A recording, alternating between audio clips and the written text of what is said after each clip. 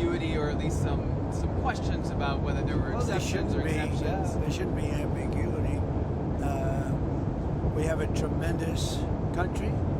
We have a country that's much richer today than it was a few months ago. We have a financial system that's very respected, and we're going to do great. And we were taken advantage of and ripped off by every country all over the world, almost, just about.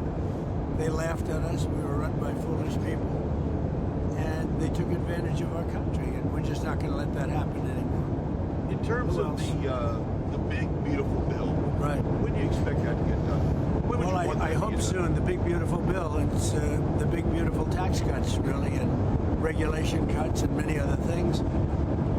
It passed its first test, as you know, over the last couple of weeks, but particularly during last week, where we had a vote.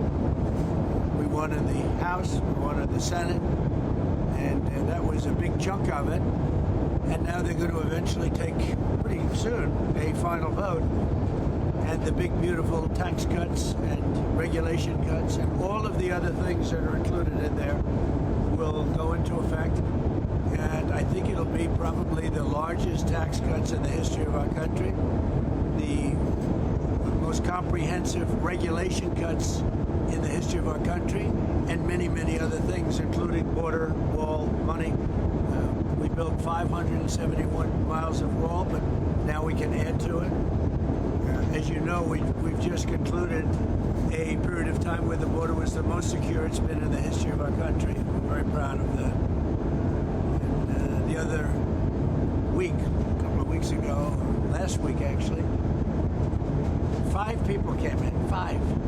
And under Biden, it was 500,000 people came in.